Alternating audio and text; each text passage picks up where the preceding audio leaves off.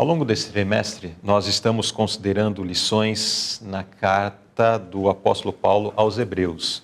Nós já consideramos lições muito especiais que nos apresentaram o Senhor Jesus Cristo como o soberano do universo, o Filho de Deus, o Criador de todas as coisas.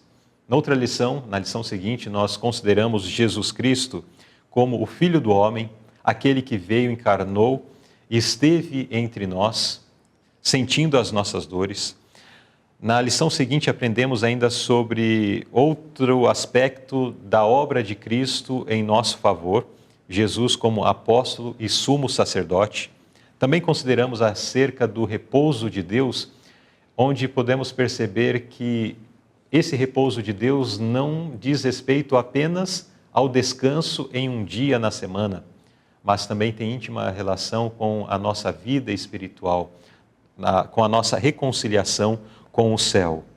E na sequência ainda vimos sobre Cristo, o autor da salvação eterna, crescendo em compreensão, onde esta lição nos chamou a atenção a necessidade de nós continuarmos crescendo no conhecimento de Cristo através das suas escrituras, e não apenas um conhecimento intelectual, mas um conhecimento de relacionamento com Cristo e também um conhecimento que produz frutos na nossa vida cotidiana. E chegamos agora à lição de número 7, que tem por título Dois Concertos. Vamos entender através dessa lição os pactos ou os concertos que Deus procurou estabelecer com o seu povo ou com a humanidade ao longo das eras. E vamos perceber também ou entender qual é o concerto que está em vigência em nossos dias. Então vamos fazer essa consideração. O verso áureo nos diz assim: dizendo, novo concerto, envelheceu o primeiro. Ora, o que foi tornado velho e se envelheceu, perto está de acabar. Hebreus capítulo 8 e verso 13. E o pensamento da inspiração: assim como a Bíblia apresenta duas leis, uma imutável e eterna e outra provisória e temporária, também existem dois concertos. Bom, ao longo da lição nós vamos discutir sobre essa questão dos dois concertos, quando surgiram, em que momento aparecem, e a partir então desse posicionamento dentro da lição, nós faremos os comentários necessários. A eterna lei de Deus, esse é o título do primeiro tópico.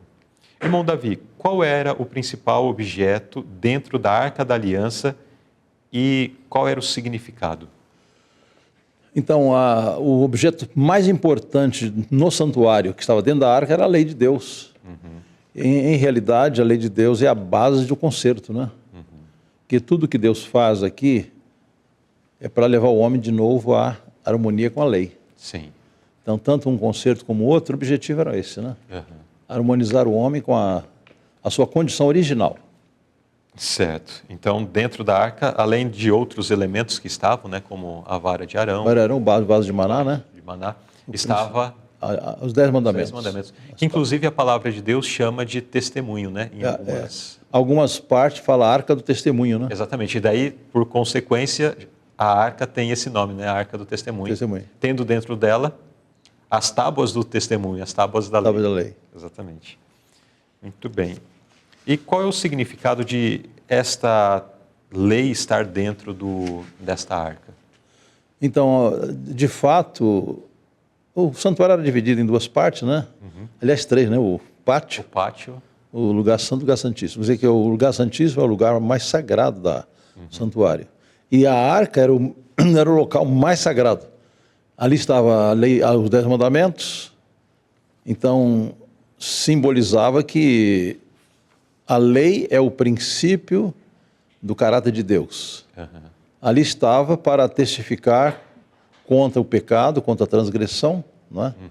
E, ao mesmo tempo, mostrando que o fim de todo o trabalho era fazer com que o homem estivesse em harmonia com essa lei. Então, isso é interessante porque por sobre a arca existia ali o propiciatório. Onde se faz propiciação, ou como símbolo, da propiciação que se faz aí para a harmonização entre o pecador com a lei que está ali dentro. Porque a lei dentro da arca, ela exigia a vida do pecador. E no dia da expiação, quando o sumo sacerdote sacrificava o bode expiatório, ele como que dizia assim, olha, lei, você exige a vida, né?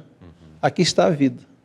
Ele trazia o sangue do bode expiatório, que simbolizava Cristo, que era a única vida que podia satisfazer a lei. A vida de Cristo, a vida de Cristo. Da qual o bode expiatório apenas era um símbolo. Exatamente. Então se fazia ali os ritos neste símbolo, né, de apaziguamento entre a lei e o homem pecador. É interessante quando nós consideramos o tema do santuário, e esta lição vai abordar ainda mais à frente um pouquinho mais sobre esse tema também, nós percebemos que os detalhes relacionados a essa reconciliação, que nada mais é do que o plano da redenção em execução, estão todos ali pormenorizados, exemplificados nos ritos apresentados no santuário, né? Exatamente, o santuário ele era uma pregação bem ilustrada do Evangelho, né? Desde quando o pecador ele oferecia o animal ali na porta, né, no altar, até o dia da expiação. Quer dizer, o santuário bem estudado é um evangelho bem equilibrado e completo, né? Exatamente.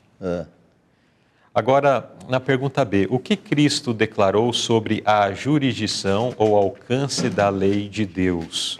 Qual é o alcance da lei de Deus? Qual é a sua jurisdição? Então, a lei tem um alcance no tempo e no espaço, né?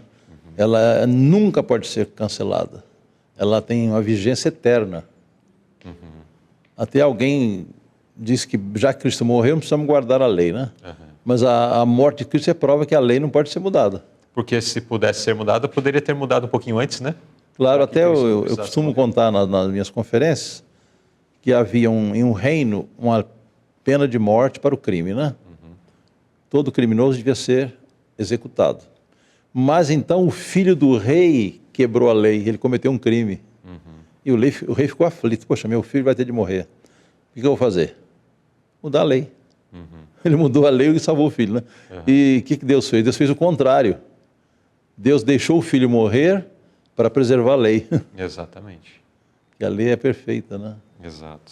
Muito bem, então a jurisdição, o alcance da lei, tanto o seu alcance temporal, então ela é eterna, né? E a sua jurisdição, ou seja, o seu alcance geográfico, é pleno, em todo o universo. É pleno, toda parte.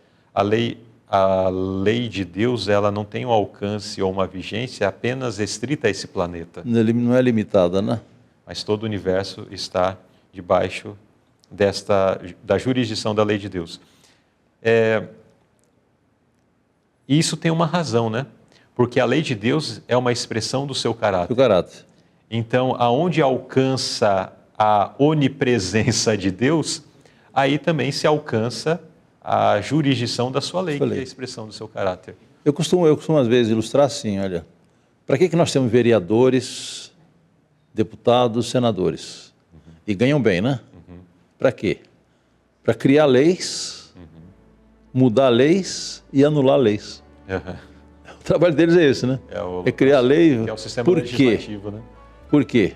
Porque a lei humana é imperfeita, né? Sim. Tem de ser mudada, tem de ser anulada, tem de ser recriada. Corrigida. Só que a lei de Deus não dispensa tudo isso, porque ela é perfeita. Então uma coisa que é perfeita não pode ser mudada, não precisa ser mudada, né? Exatamente. Então, nesse primeiro tópico, nós aprendemos sobre a eterna lei de Deus. E vamos continuar considerando mais sobre esta lei ao longo da lição.